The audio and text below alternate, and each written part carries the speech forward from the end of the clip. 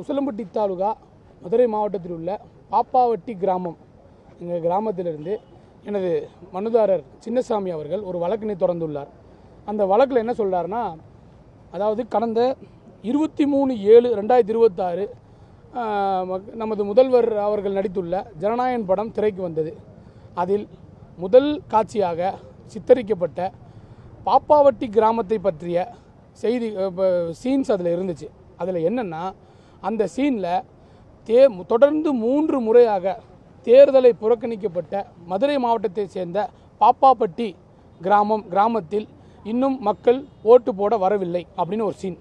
அதில் ஒரு போலீஸ் உள்ளே வர்றதாகவும், அதில் ஜாதிய சிந்தனைகள் ஜாதினால் இந்த பிரச்சனை வந்துச்சுன்னு சொன்ன காரணத்தினால மக்கள், அதாவது பாப்பாப்பட்டி கிராம மக்கள் இந்த தேர்தலை புறக்கணிக்கிறாங்கன்னு ஒரு பொய்யா ஒரு சித்தரிப்பை கொண்டு வந்தாங்க.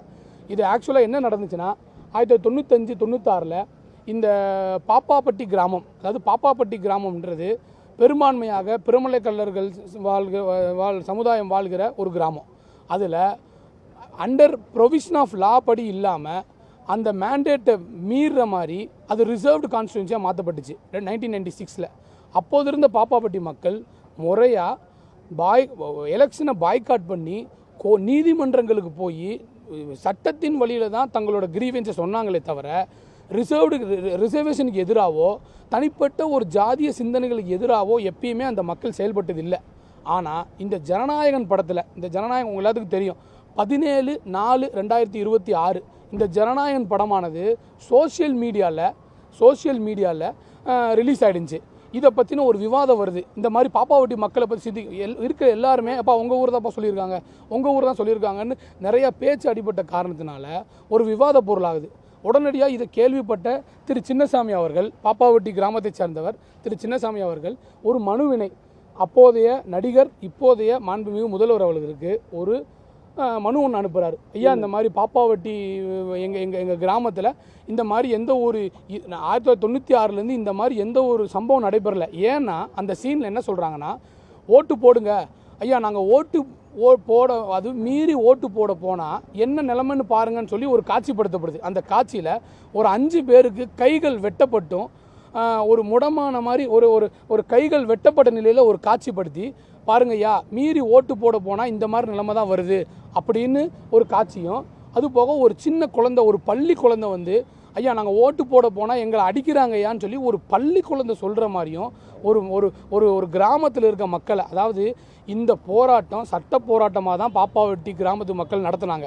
இல்லை எங்களோட மனுவை நிராகரித்தோ இந்த தணிக்கைத்துறை எந்த ஒரு உத்தரவும் பிறப்பிக்காமல் இந்த படத்துக்கு தணிக்கை சான்றிதழ் வழங்கிருச்சு. அதன் அடிப்படையில் இந்த படத்தை பார்த்துட்டு நாங்கள் இன்றைக்கி சின்னசாமி இந்த மனுவை மாண்புமிகு உயர்நீதிமன்றத்தில் தாக்கல் செஞ்சார். இன்றைக்கி மாண்புமிகு நீதியரசர் CV கார்த்திகேயன்ஜி அவர் முன்னாடி வந்ததில்லை. தணிக்கைத்துறை வழக்கறிஞர், அரசு தரப்பு வழக்கறிஞர் என்ன சொல்கிறாங்கன்னா, ஸ்கிரிப்ட் பேப்பர் பாருங்கள், இது பாப்பம்பட்டி அப்படி தான் இருக்குது, இது பாப்பாப்பட்டி அல்லன்றாங்க.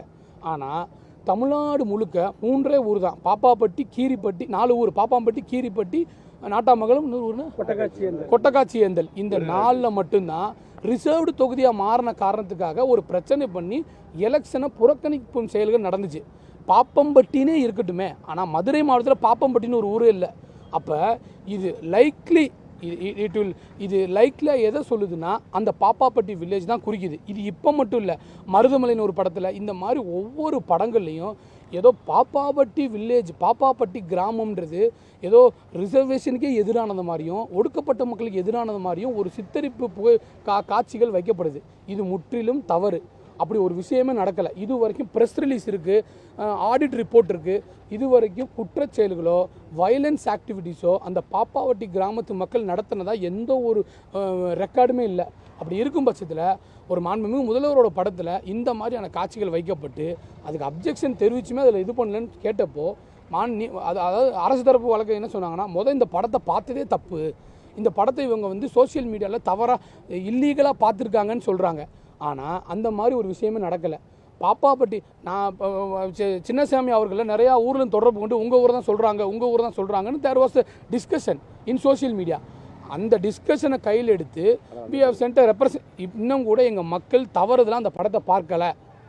படக்காட்சிகள், அதுவும் உங்களோட படத்தில் இது இருக்குன்றப்ப அதை நீங்கள் தெளிவாக பார்த்துட்டு இது உண்மைதானா, இந்த மாதிரி பாப்பாவட்டி கிராமத்தில் இது நடந்துச்சா, இது என்ன கிராமம், இது ஏன் இப்படி சொல்கிறாங்க, ஏன் அங்கே ஜாதிய புறக்கணிப்பு நடந்துச்சுன்னு ஒரு வார்த்தை கேட்டிருந்தாருன்னா தமிழக முதல்வர், அங்கே இருக்க ஐஏஎஸ் ஆஃபீஸர் சொல்லியிருப்பாங்க, ஐயா இந்த மாதிரி நடக்கலைங்க ஐயா, அவங்க ஒரு கேஸ் போட்டாங்க, அந்த கேஸ் படி அமெண்ட்மெண்ட் ஆகிருக்கு, இன்ன வரைக்கும் கேஸ் பெண்டிங்காக இருக்குது, அதெல்லாம் வந்து அவங்க இந்த மாதிரி ஒரு குற்றச்செயலில் என்றைக்கு ஈடுபட்டதுன்னு சொல்லியிருந்தா மேபி முதல்வரோட மனசு மாறிடலாம்.